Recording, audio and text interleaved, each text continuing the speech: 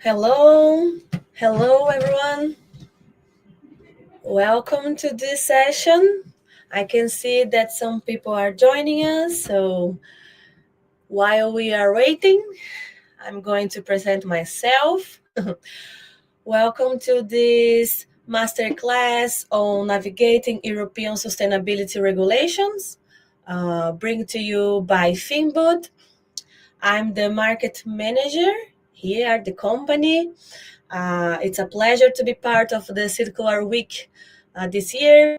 So with me today, I have my CEO, Juan Miguel Perez. And so if you have questions, just hi Juan, just to give you one advice, if you have any questions, just use the comment sections to pop up your questions. Don't be shy. This will be a session that you will have the opportunity to make all the questions, clarify all your doubts related to European regulations on sustainability. So I can see that we are having more people joining us. That's great. This is an international event. So while we are waiting more people to join us, feel free to pop up on the comment section where you joining us from. We are here based in Barcelona, so it would be great to know where you are joining us from. So as I mentioned, welcome to this session on European Sustainability Regulations. I'm Flavia Salles, Market Manager here at Finboot. I'm also a sustainability advocate. I hold a degree on circular economy. So with me here today, I have Juan Miguel Perez. I will let him to say hello to everyone. So Juan, be my guest to present yourself. Thanks, Flavia, and hello, everyone. As I said, I'm the CEO. I'm also one of the founders here at Finboot. I'm very pleased to talk and discuss a little bit more about not just the role European regulations have on sustainability, but also how to turn that into perhaps a competitive advantage of how to look at regulation as more of a strategic lever for growth as opposed to just purely seeing it as a burden, right? So that's, in general, some of the elements that we will try to break down in this session today. Again, thank you for joining us, and Flavia, back to you. Thank you, Juan. Exactly. We are going to talk about some regulations and not only how you can strategize your operations to make most of this, not only as a compliance burden, but also advantage to your business. So please feel free to reach out us on LinkedIn. You have on screen the QR code if you can read. If not, just look at our Finboot company page on the social media network and you'll find us both there. So with no further delay, I promise to be very brief on that, just talk about Finboot so you can understand and to set the tone to the conversation. Finboot, it's a company focused on digital traceability solutions, right? So they are used for green supply chain management and are solutions called Market Track and Trace, and it offers automated digital product passports, mass balance approach, emissions tracking. So everything that your company needs to automate ESG and sustainability reporting as well. We have some clients here on screen that you can see that different industries. Of course, digital traceability has different applications on steel, metal, on chemical, oil and gas industry as well. So these are some of our clients that you can see that are working with us. So let's go in further on that. And of course, if you want to know more about Finboot, just follow us on LinkedIn and visit our webpage that you can see on screen right now. Very simple, finboot.com. Okay. So once again, thank you everyone to be here in this session. We are going to focus on sustainability regulations within the European market, but they, of course, they are affecting global supply chains, not only in Europe. Everyone that wants to do business with European market needs to be aware of this regulation, how they can prepare to them. So the agenda today will be focused on the main and the latest sustainability regulations, such as the EUDR, focus on the reforestation-free product within the European market, the ESPR regulations, focus on the Ecodesign, the PPWR, it's focused on the package and package waste. It's a very big issue here in Europe nowadays.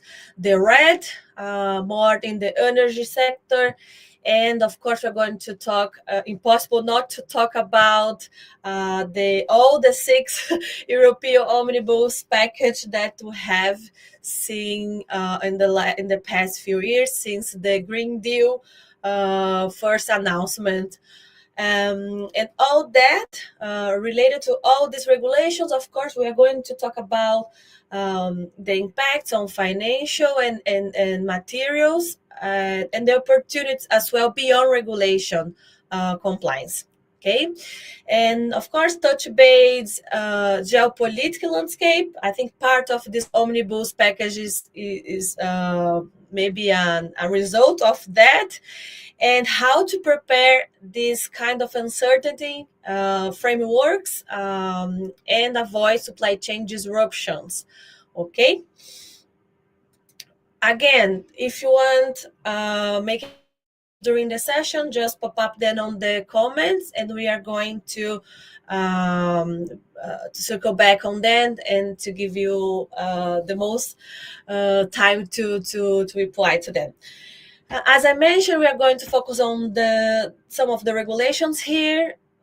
EUDR, Juan will talk more deep about all of them, but just to overview, the EUDR is focused on deforestation products, right? To avoid deforestation, not only here in Europe, but across the world. So the main focus is to avoid bringing products from deforestation area to European market. Then we're going to talk about the Ecodesign.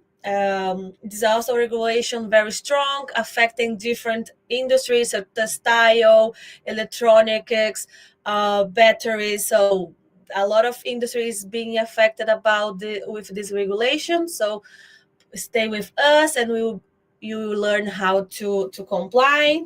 And finally, we are going to talk about the package and package waste, another big issue.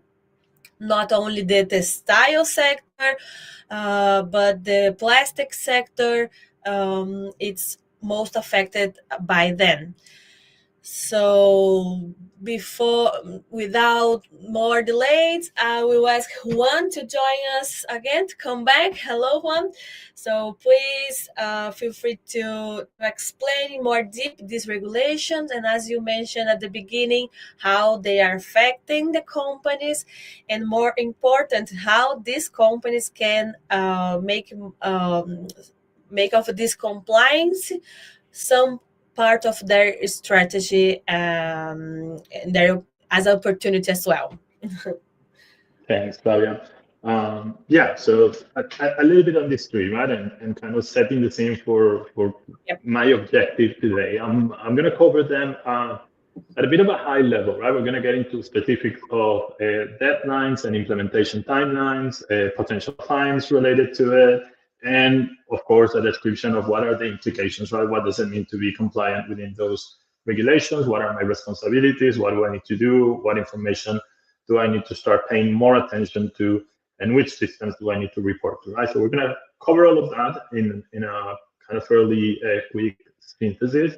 But I think the most interesting part would be when we move into a bit of a panel discussion, as Flavia will ask me deeper questions on each of these regulations and others within that realm of European regulations that have a strong link to traceability and supply chains. And please do make sure to, if you have any questions, just drop them in the comments as we go along, and we'll aim to get those answers within the session today. And if we're running out of time, we'll pick those up offline. Right? The other thing I want us to kind of see today, and there's no it's not without reason that we've chosen these three regulations, because they actually have a lot of interlink, right? So yes, it's EU Green Deal. Yes, it touches on traceability, but even between them, there's quite a high degree of interdependencies. So as you're getting ready for one regulation, you should do that in, let's say, alignment with your readiness for the next one, right? And again, certain sectors will be largely affected by all three of these regulations. Others perhaps are going to be more limited to a specific vertical one or a specific commodity or product set within those regulations, right? But again, let's try to tackle and unpack all of these bit by bit today. I'm going to start with EUDR. Flavia gave us a bit of a summary already. It's the European Deforestation Regulation, and the whole purpose of it is to ban the commercialization of products linked to deforestation in the EU market. So very simply put, what the regulation wants is essentially, it wants to make sure that every product that are reaching the EU market are deforestation free, that they are not the cost of any loss of forest globally, right? It's starting with a subset of commodities, right? So the regulation focuses on an initial list of commodities and derivative products of those commodities that are historically or traditionally more linked to deforestation activities. That list includes soy, beef, palm oil, wood, cocoa, coffee, and natural rubber, right? But as I said, there's a number of derivatives of these core commodities that are also included, right? Certain packaging, certain chemicals, certain beef byproducts, and so on, right? That's the starting list, but the European Union is expected to continue to increase that list, include new products, include new derivatives. So there's something called Annex 1, which is where the specific list of commodities are listed or covered by their trade codes, by their HAs codes. And that's a list that will be, again, updated from time to time to expand the reach of the regulation. One interesting element of what EUDR does is that it changes the approach that the European Union has had to essentially try to enact its jurisdiction at a global scale, right? So it doesn't just apply to European companies, it applies to any company that wants to sell goods in the European market, right? This is one of those strategies to make sure that we're leveling the playing field, and that by introducing sustainability regulations in Europe, we're not disincentivizing or unfairly treating our local production or our local industries and losing from a competitive standpoint to foreign players, right?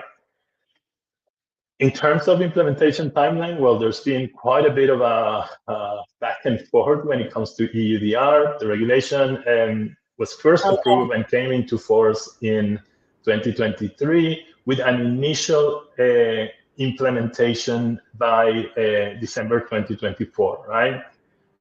Last year, after a bit of turmoil and a lack of readiness, not just from the companies that were affected by the regulation, but also from the regulator itself, in a very quick, very rushed legislative process, the Council, the Commission, and the Parliament decided to postpone the implementation of EUDR. Current implementation deadline is December 2025. This year has been filled with a bit of back and forth as well, right? So it hasn't been as quiet. There's been a couple of changes introduced to the regulation that have been approved. There's other changes that have been proposed and have been rejected. And as it stands today, there's currently a new proposal touching on some of the changes or some additional changes to the regulation, which includes maintaining the December 25 deadline for large and medium enterprises, but introducing a 6-month adaptation window when member states won't be enforcing the regulation, but mostly just monitoring the processes.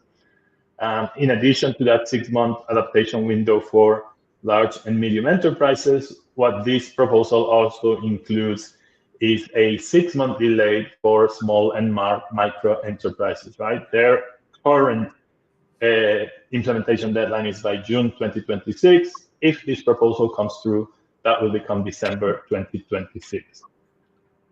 Yeah, and considering that there is only a few sessions on the European Commission to talk about this, and there's no EUDR. EUDR is not in the agenda. I think it's more likely to the deadline keep this year, right? Yeah, I mean, I think the reality is that as it stands, both the regulation as it is currently placed in law, and the deadline is December 25. Even if this change or proposal is accepted, the deadline is still December 2025, but with some gray sides, or again, with that adaptation window, with some matices, we would say in Spanish, but yeah.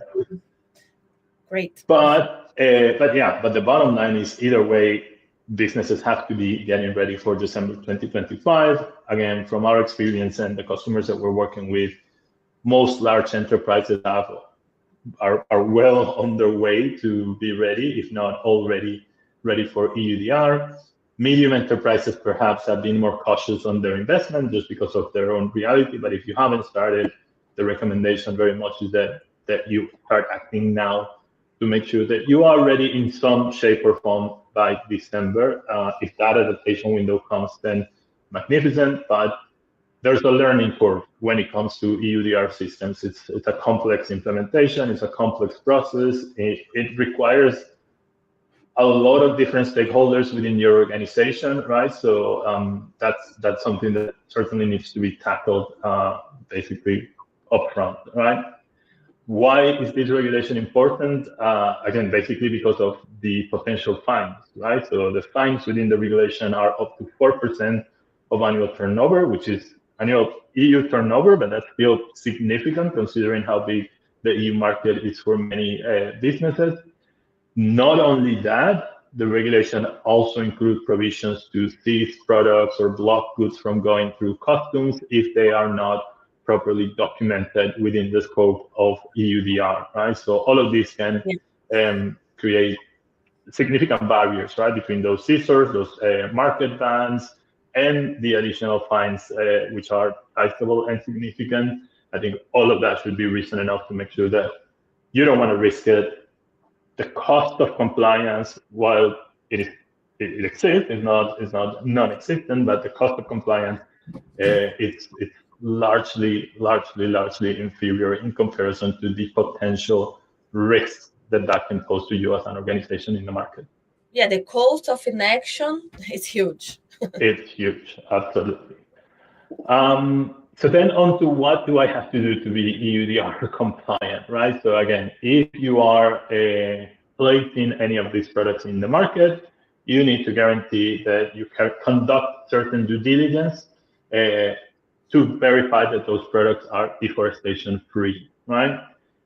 Generally speaking, we can talk about two ways that these products can land in the European market, right? So one option is we produce them in the EU, right? So they are produced in the EU and they're placed in the market within the barriers of the EU. In that case, there is a process for due diligence and for compliance, slightly more simple than if the products are produced outside of the EU, and that means you're importing them. So when you import those goods into the EU, the process changes a little bit as well, right? I'm going to try to cover step by step what each of those two kind of block of processes look like, and basically what needs to happen in that chain of custody of the commodity to guarantee EUDR compliance, right? So let me start with what in the regulation is defined as operating, which is buying from outside the EU, right? So that means you are the first one to place those products in the European market, right?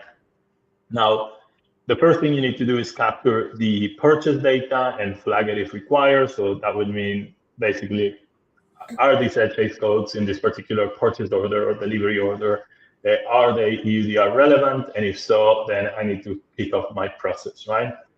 I need to identify my direct supplier so that I can go back to them and ask them for some additional information that will be required, right? Some of that information is what we see here on step 2, which is land plots, right? So we actually need information from the country of origin and area of origin specifically of that material. So essentially the land plot where that particular palm or soy was grown or harvested and where the beef was kept and so on, right? So we need to have information because that land plot, that as it's known, kind of bit more technical, GeoJSON file, is what's going to be assessed for deforestation, right? So we compare the state of that land today to the reference date in the regulation, and then we see if there's been any deforestation there, right? This is a purely or completely automated process, right? It's a deforestation risk assessment. It just takes 2 images, compares them, and does an analysis to verify if there is deforestation. You can do this with different levels of, or different degrees of precision, right? And it all depends, again, on what's the commodity, what's the activity, depends very much on the specifics of your supply chain, right? But that's the first process of it. Once through that, basically evidence-backed data, you've proven that that origin is deforestation-free, you then need to report to the regulator, right? You need to submit what's known as a due diligence statement. This is a record that is introduced in the EU traces system, where essentially, again, you're loading, including the land plots and a bit more information on the origin of that commodity to verify and become accountable for the deforestation-free nature of those products, right? Lastly, you will then need to link that DDS to the final products that you are commercializing, and you will need to pass that information on to anyone else that you're selling those goods to in the EU already, right? So that's process number 1. Process number 2, as I said, slightly more simple because it's when you're buying products that are already in the EU, right? So that could be because they're produced here, but it could also be because the previous process I explained has already happened. So you're essentially the second person to then consume these goods within the EU. What will happen there is essentially a DDS, that due diligence statement needs to already exist, right? So what you're going to be given by your supplier, who you're buying those goods from, is a couple of IDs, reference numbers, so that you can go to the regulator system and pull the information, the compliance information for those goods, right? That's going to give you access to certain information. It should include the land plots as well. If not, your responsibility would be to get those land plots from your supplier, verify that information once more, and then perhaps, depending on what happens next to the legislation process, but perhaps you will also need to submit a DDS linked to the products you are producing with that raw material. And I say perhaps because one of the changes in the current state of the regulation, or in the current proposal, that has been introduced, is that if that gets through and if that is accepted, that second due diligence may not be required anymore, right? So again, that second process, your responsibility would simply be to continue to pass on the reference numbers of the original DDS downstream of the value chain, right?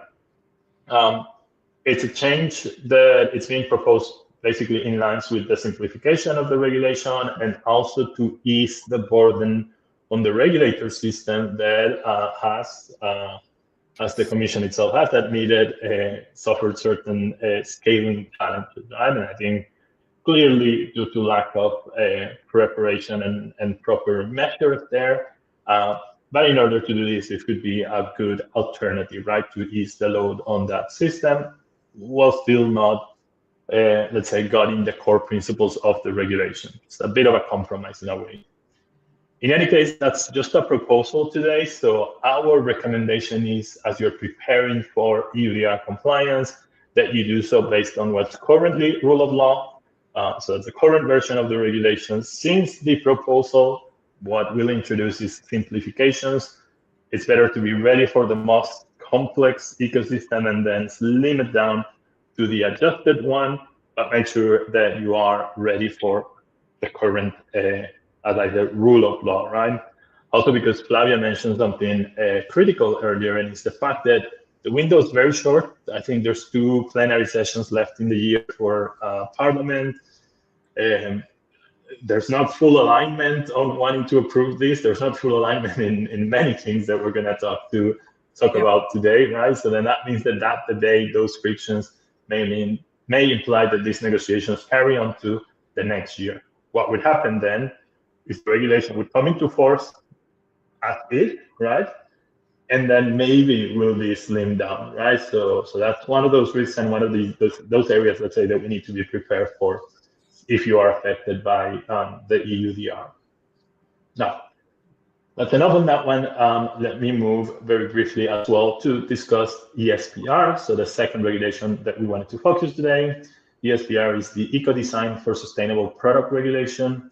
So it essentially is the rule book for Europe to guarantee that the products, more general view than what we saw before, limited to a few commodities. This, as you can already see in the slide, just extends across sectors and product areas, but it's essentially trying to include every product that we consume that is designed with sustainable principles, that is designed to have a long-lasting life, right? So long are the days of those program.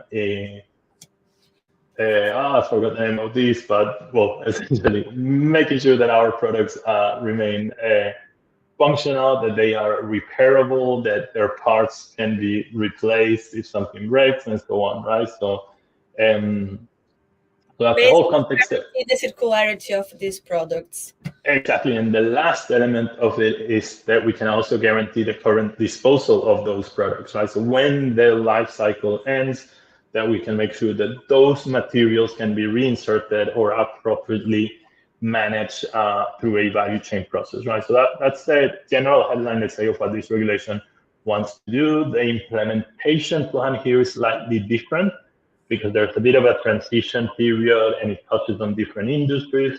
But you can see already in 2026, there's some sectors that will already start having some requirements that they need to fulfill, and then that starts rolling down into new areas, right?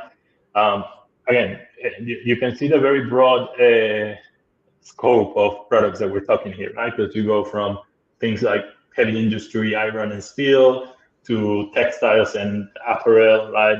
Very much consumer goods.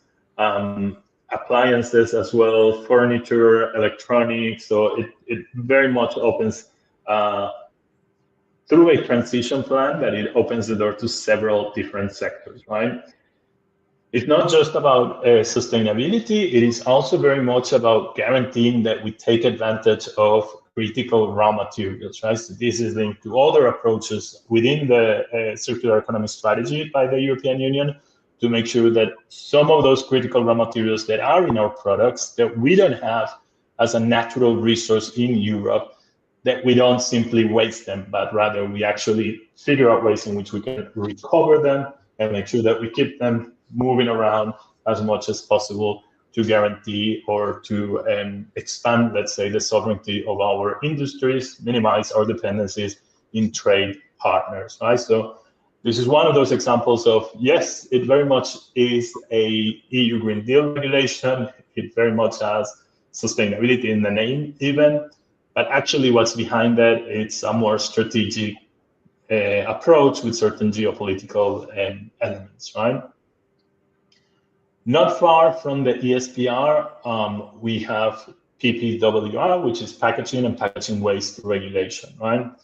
It's essentially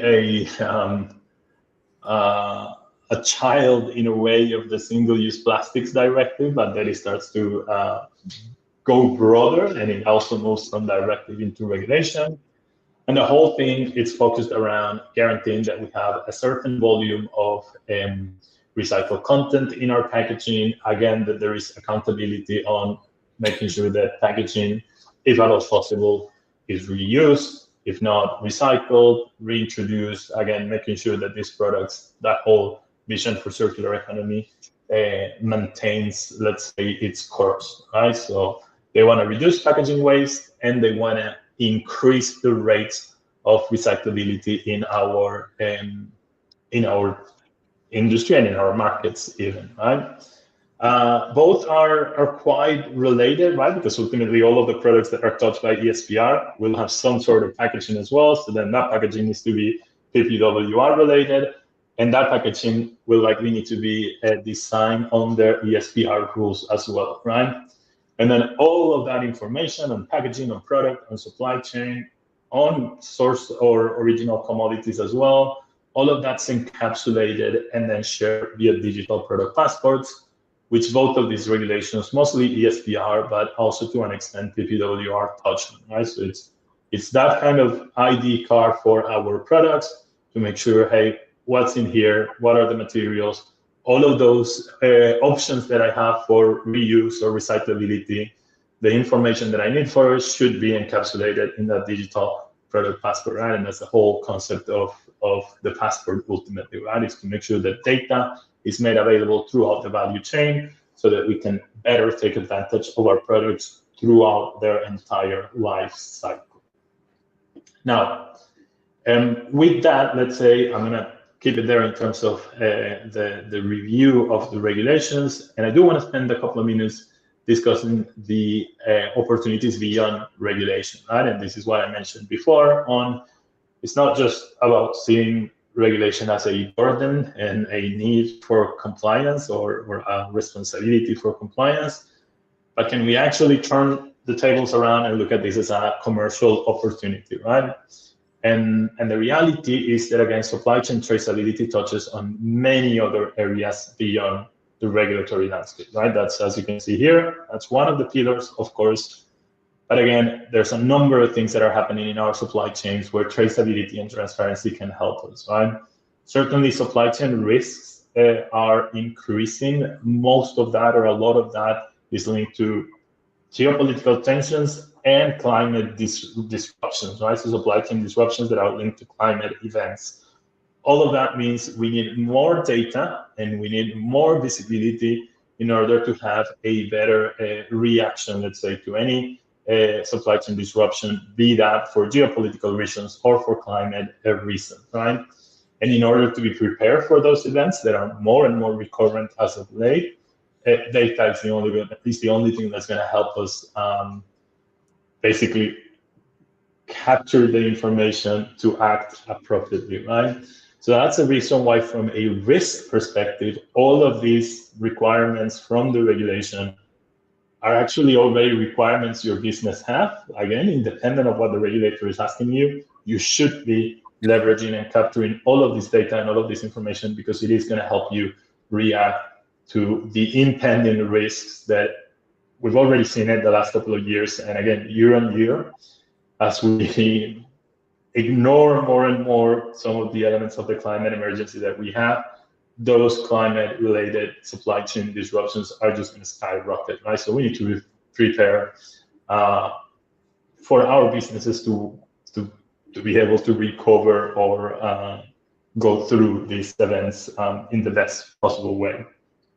And then ultimately, there's also a commercial opportunity for sustainable products, right? There's a market for sustainable products, and we've seen that at a consumer level, right? So we've seen reports of that from, again, younger generations are willing to pay premiums for products that are more sustainable, that provide more details, particularly for the European consumer. This is very much the case, right? And there's ample evidence of that, but we're seeing the same at an industrial level as well, right? So, and the reason for that is driven by the pressures they are feeling for decarbonization. That is true, but as industry buyers are feeling pressure from regulators and their investors to decarbonize their activity, the only way they can decarbonize their activity is by looking at the supply chain and then making sure that they are procuring and sourcing sustainable products, right? So that could be energy products, that could be raw materials, and make sure that those raw materials like steel or aluminum have a high content of recycled material, that those energy products are either sustainable or they are low carbon in some way or form, and all of the evidence or all of the measures, let's say, to be able to substantiate the claims of any of these products needs to be through supply chain traceability and transparency, right? So then that's an opportunity to unlock product premiums based on supply chain traceability. If you can guarantee that the claims your product have meet the criteria for decarbonization that your buyers are demanding, right? So those are, once more, two additional levers for value beyond regulatory compliance, why traceability in the supply chain is important. Risk management and premium pricing. And again, there's already research that points to that effect. Just a couple of years back, Harvard Business School released research that proved that companies with strong results on ESG, and that didn't just look at the environmental side, it looked at environmental, social, and governance issues, they achieved 6% higher annual returns than those with weak results, right? So it was looking at, and it gives you specific examples of some of those companies, again, what's going on, what's happening, how that is translating into business value, right? And again, it's just kind of to give you there a source of some of these things that we're looking at from a risk and premium market pricing. It studies that even in North America, you can already see the evidence, right? And you can already have the research, let's say, back up those ideas. With that, again, I just want to make sure that we have time to deep dive in some of the questions that Flavia, you have prepared for us, and I've seen that there's been a couple more from the chat as well. Yeah, indeed, Juan. So thank you for this very interesting explanation on the regulations and how they affected companies. And then after hearing all that, I do have some questions. I took some notes here. I think the first one I would to circle back is, of course, the EUDR. And I think you mentioned that EUDR in the last few months has been proposal to be delayed and maybe some amends to the actual regulation to maybe to simplify this regulation. But we also have a lot of omnibus packages out there. I think we have already 6 of them, and they are all focused on simplifying regulatory some of these regulations. For example, we have due diligence obligations, corporate sustainability reporting. We have omnibus package for batteries, maybe regards investments on sustainability related products, batteries, chemicals, so a lot of them. So I want to talk about this potential change for the EUDR and what this really means for companies that are preparing their supply chains, but specifically regarding the implementation. You mentioned already some deadlines, but what this really means now for companies on this. I think if I can be very, very blunt, for companies, they should just ignore that proposal right now. They should know what it's getting through, but from the implementation standpoint or the EUDR preparedness standpoint, they should ignore that because it's mostly going to introduce noise to what they're already working on. And the reason I say so is, again, going back to my point, the window is very short. That proposal may make it before December, before the December deadline, but there's no guarantees of that happening, right? And you, Flavia, mentioned Omnibus 1. That's a process that started in January this year. They managed to pass the stop the clock very quickly, but the whole process thereafter has been a mess, right? And it still hasn't closed. There's a lot of negotiations happening. I think next week there's another session on Parliament. Omnibus 1 is going to be the core of that session. So I don't know how much EUDR will be touched there, but probably won't be enough, right? And as far as I'm aware, there's no vote on EUDR program for next week. So then that, I think, leaves only one more parliamentary session, right? So with all of that going on, I think best practice is you got to make sure that you're ready for EUDR as the regulation demands it today, right? There's still time. If you haven't started, your window is closing fast, and hopefully your volumes aren't that high, but make sure you are, right? And if you are well in progress, which I'm certain and hopeful, I mean, we can see it from our customer base, but also we can see it from the market in general. If you are already going through your implementation, then you're probably in a better place and more advanced and kind of more ready for that compliance deadline, right? But if you are not, like, again, the message is very strong, is you have to start acting now, right? Don't rely on that. Don't rely on a potential delay, because there's no delay being discussed right now. The only thing discussed right now is that adaptation window, right? But you should not solely rely on that. Yeah, I mean, it's clear that even if regulations may shift in time or scope, the compliance is not going anywhere. So the pressure on the supply chain transparency will only grow. Right. Okay, thank you for setting the tone, Juan, with this. Let's move forward. I have another question here.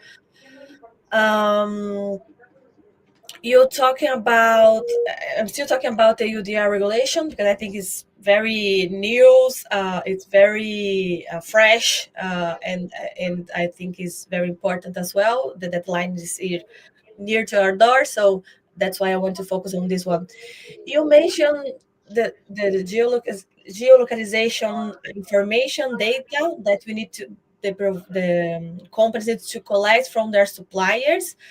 And I understood that the main challenge here is to collect this information from their suppliers, right? Who is responsible for collecting and to verifying this geolocalization data? And in case of when you have multiple suppliers involved, how it would work as well? Yeah, so the responsibility lies on the entity that is placing the products in the EU market for the first time. So that's that whole conversation that I mentioned on whether you're importing or you're producing. Again, if you're the first one to place the products in the EU market, then you are the one who needs to submit that due diligence statement, right? So either for the products you locally produce or for the products you imported. The reality is, when it comes to imports, again, you're likely an importer, but you're not always the producer of the goods, right? So that's in the case of traders, in the case of companies locally importing some of those commodities from abroad. So then that means you need a channel of communications with your suppliers, right? You are the responsible one to submit the DDS, but you can only submit the DDS if your suppliers give you the information you need for that DDS, right? So there's a process there. There's a conversation there that needs to happen. Mm-hmm. Once that's agreed, the whole process can be automated, right? So from issuing a PO in your ERP, that process can be automated to capturing the data from your suppliers, either by them accessing a supplier portal of sorts and submitting the data, or even by integrating to their systems directly, being able to pull that information, carry out the deforestation risk assessment, carry out, which I didn't talk about this, but again, it's another element of the regulation, the supplier risk assessment, which touches on various other things of the supplier, the entity, their practices, their policies, their country of origin, and so on. Conduct those supplier risk assessments as well. That's a process that once the rationale to capture the data has been in place, the whole thing can be largely automated, and you only need to step in if something wrong happens, right? Mm-hmm. I.e., deforestation risk is high, or supplier didn't pass your risk assessment. What are we going to do depending on where they are on that thresholds, and all of that are basically business decisions, right? But the day-to-day of this can be largely automated if you, of course, choose the right technology for it. So that's a great example on how technology can help overcome this challenge of fragmented data and supplier visibility. And of course, making this traceability scalable, right? That's a great example. Let's go a step further. When you are talking about the ESPR, the Ecodesign Regulation, and I think beyond the policy headlines, I think the real challenge here for companies is how to respond, right? How to get this visibility across their supply chain networks. Um, we know that we have the DPP as an example, and you mentioned that it will be mandatory. I think not only in the ESPR, but other regulation as well. But in my opinion, and I think you touchline this as well, the DPP is an ally to boost circularity. It's a strategy that Europe markets needs to, if we want to boost our energy transition. We know part because European, as you mentioned, has few raw material. It's highly dependent on rare minerals from other countries and partners. So make these materials circulate more often than marketing. It's not only necessary, but it's also advantage. So beyond this compliance that the DPP allows companies to do, what opportunities that can digital traceability like DPP unlock? Maybe in financial terms, brand value, I don't know, and even supply chain resilience. How can compliance that from DPP, for example, can drive value for the company? Yeah. So I see it slightly different, right? So I think again, the DPP is an instrument for communication of enriched supply chain data, right? So rather than the DPP itself being the tool to unlock new opportunities, it could be again things like, well, if you want access to my full DPP, there's a premium pricing to pay for that, right? And that's a leverage that you can play in the market.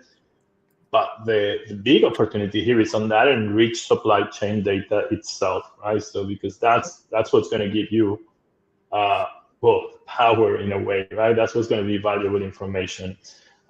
Again, that could be, as you mentioned before, right, from a resource efficiency standpoint, right? So how do I minimize consumption of virgin materials by increasing my consumption of recycled materials?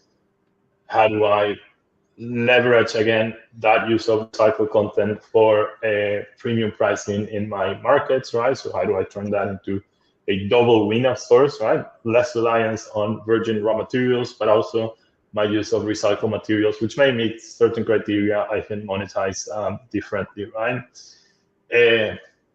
Helping through your enriched supply chain data to meet the own agendas of your customers, right? Who are wanting to better understand their supply chains, how they are mapped, which countries the goods are coming from. Again, it's your buyers are trying to look at those supply chain maps by the same reasons or for the same reasons you should be looking at them, which is to de-risk your operations, right? So forget about sustainability for a moment. Supply chain mapping is all about risk management, right? Now, you want to do that for yourself, but actually, once you've done it, you can leverage that with your commercial partners, with your customers for their own benefit, right? And all of that knowledge, all of that visibility is power, right? And then you have the whole sustainability opportunity as well, right? But I think it's important to look at this with those three verticals in mind, right? Supply chain traceability and that valuable and rich supply chain data is important for sustainability, yes, but it's also as important for risk management and it's as important to guarantee new revenue streams or strengthen your current revenue streams.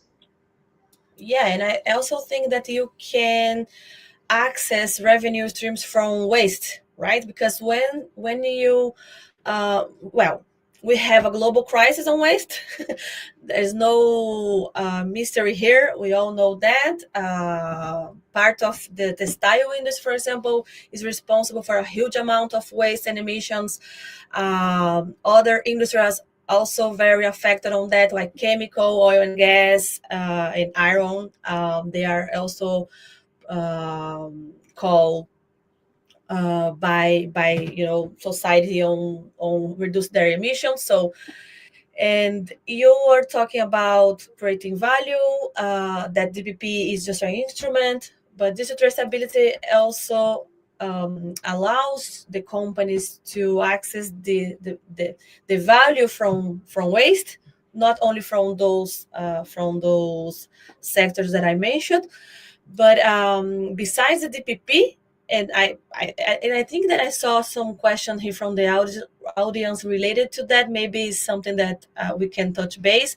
For example, when we're talking about the packaging and plastic waste regulation, especially on the chemical industry, maybe when they are using waste as feedstock and mix these feedstocks to create new products, apart from DPP, can we use other digital traceability tools to prove that their products are really sustainable? And I think that Charles Miller here, he asked about something like that. You mentioned that under the PPWR, recyclability and recycled content information can be verified through DPPs.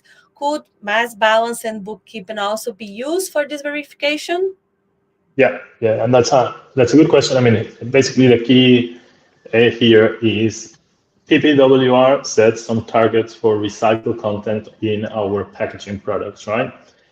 If we look at the packaging supply chain, some of that is pretty straightforward, right? So there, you may have a mechanical recycling process where the same process you're putting different types of feedstock, creating packaging, and your output is very much 50%, 60%, 100% recycled plastic or other type of raw material for that matter.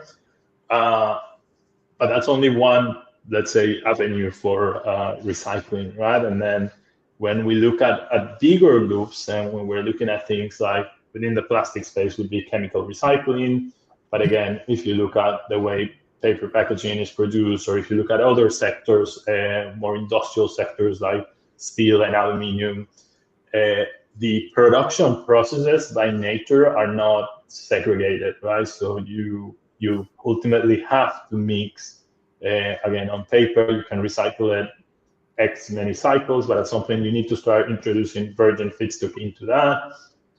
And then in steel and aluminum depends on the qualities and the grades that you need in the end as well. So all of that brings a sense of you ultimately need to be mixing fossil raw materials with recycled raw materials in a way that your production process may not allow you to differentiate physically, right? So you can't tell molecularly this much is recycled, this much isn't. And that's where mass balance bookkeeping comes into place, right? What mass balance bookkeeping allows us to do is it's an accounting mechanism that says, if I put in this much and I know the losses of my system, I know what claim I can make of my product in the output, right? So at a very high level, that's what it does, right? Can we use that for the packaging products as per PPWR? Absolutely. There are certain kind of limitations and rules, and there will be, of course, a lot of dialogue on how that's going to play out. But ultimately, when it comes to circularity in general, right, so any circular claims in our products, mass balance bookkeeping is going to be part of the equation for a long time because it's built into our manufacturing processes, right? So it's the only way to have those claims is if we can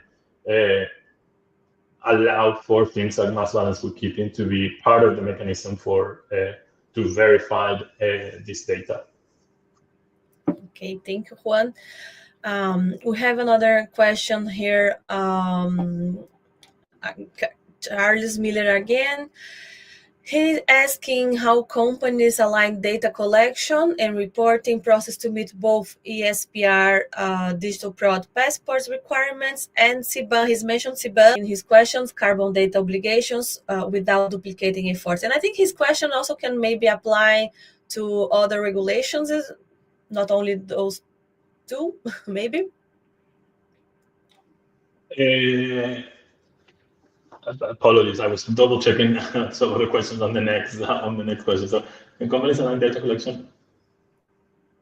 Because we can see that all these regulations, they are very linked to each other. Maybe we can use the same data to comply with foreign regulations to maybe to across. You certainly can, yeah. So in ESPR, I mean, things like it depends on the overlap of the sectors, right? So CBAM looks at concrete that, if I remember correctly, steel, fertilizers, hydrogen, right? So I think steel would be a good example. I need to double check from memory, I can't remember, right? So then some of the requirements that you'll have for your steel imports may play a role on your ESPR compliance. They may also play a role on your CBAM compliance, right? So that's part of what I mentioned before. Of ultimately, all of these regulations are not living in isolation, but actually you need to have a comprehensive approach to all regulations that have a link to supply chain traceability. Make sure you're addressing them together, because what you solve for one will apply for many of the other ones. Yeah, once we have the data, you can use the data collected for different regulations. Okay, Correct. we have 2 more questions here that I would like to touch base. We have only 5 minutes left, but I think we can do it. Lucas is asking, what exactly are the criteria that define large and medium-sized companies, small and micro companies, operators, and traders? I think he's asking about EUDR. Yeah, I tried much. That's the one I said I was double checking. It's basically based on number of employees and the turnover of the company. So, and I will double check this. Lucas will reach out to you to make sure that we give you the right numbers. But if I'm not mistaken, again, medium enterprise exactly would be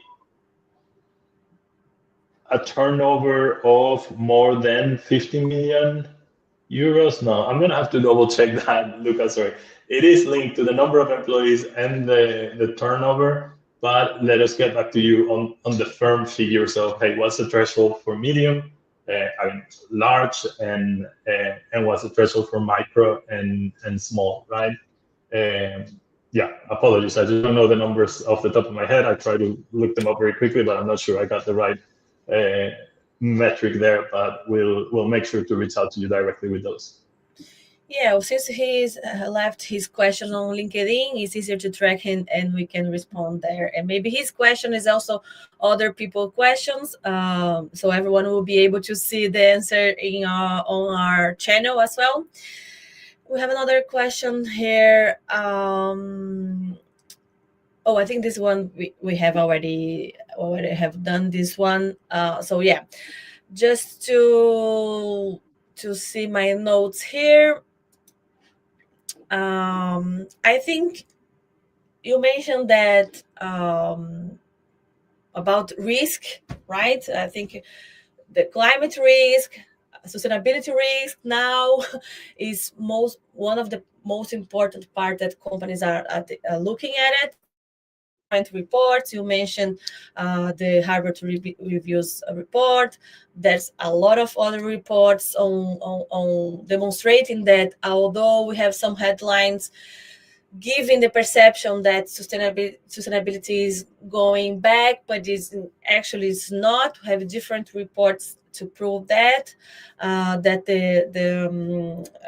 leaders of the companies, they're still putting sustainability in their priority and strategically, not only for compliance, as you mentioned before. I think this is also actually the way. But in your opinion, when I want to focus on this, what risks do you think that companies face if they delay action with regulations?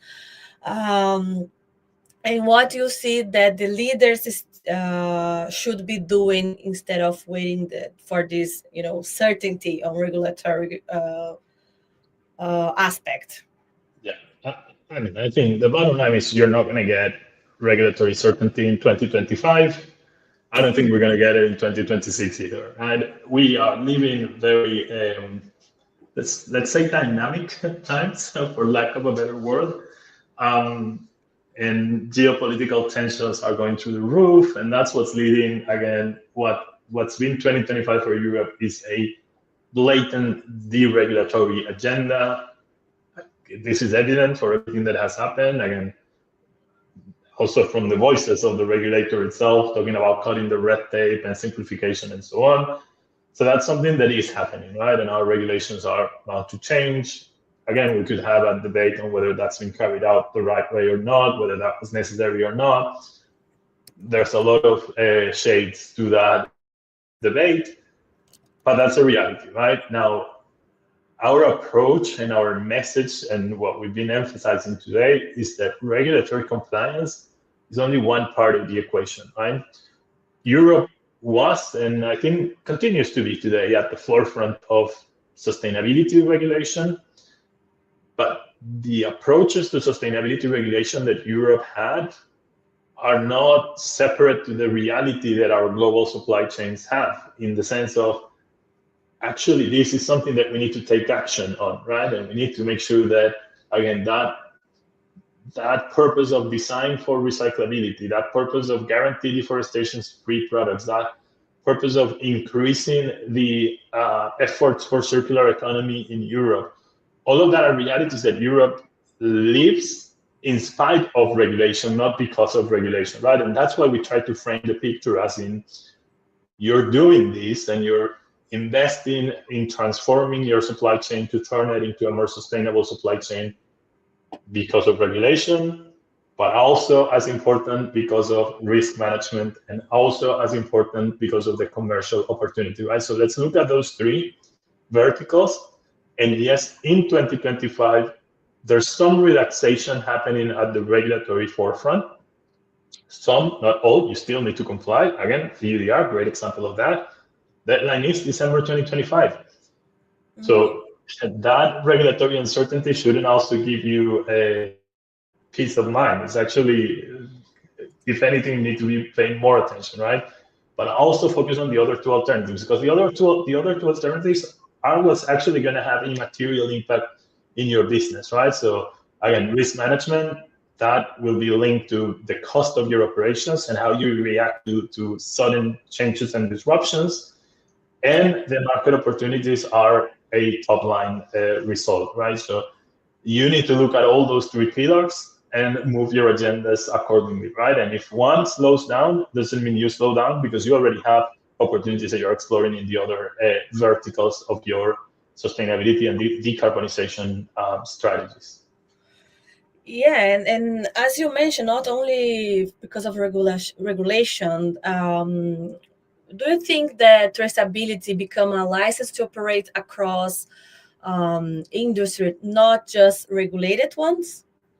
I think in a way it already has, right? So there's a number of voluntary schemes that have raised the bar in sectors like chemicals or packaging or forestry products as well, right? So there's a number of voluntary schemes that are now a must-have in order to unlock certain markets, right? So in many ways, like, that's already a reality.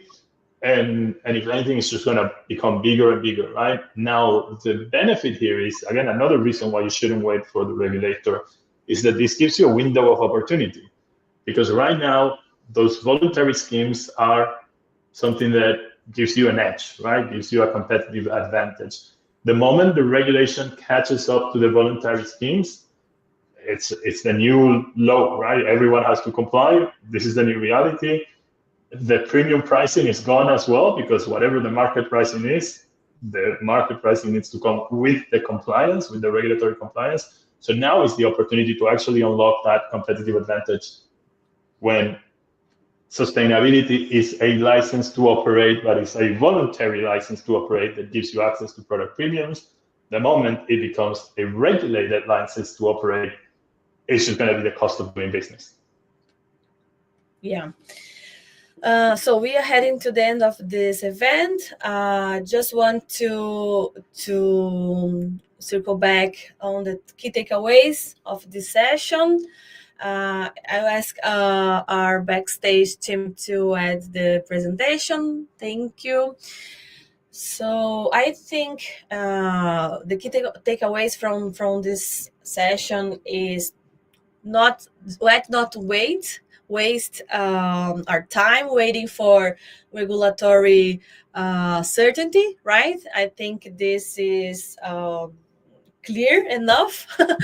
And second, traceability and sustainability are evolving. So to use them to avoid risk and to manage all the risk practice that you have within your company, within your business, not only regarding climate risk, but also supplies, supply chains. Okay. And as Juan mentioned, modern ones actually now allows you for a competitive advantage and, of course, being in a better position to face future obligations. With that, I want to thank you, Juan, for all the insights and who is watching. And of course, make you a call to action for you all. Don't wait. Don't wait. The time to act is now. Traceability is no longer requirement for compliance. It's a strategic lever. In waiting for everything to be clear, it's only making you behind. So feel free to follow us on social media. To learn more about Finboot, go to our webpage, finboot.com, and see you soon in next events, webinars. Thank you everyone once again. And again, I pledge you to keep the conversation going. I think circularity and sustainability and regulation is not going anywhere. So keep this discussion within your organization. Thank you and enjoy the rest of Circular Week. Bye-bye.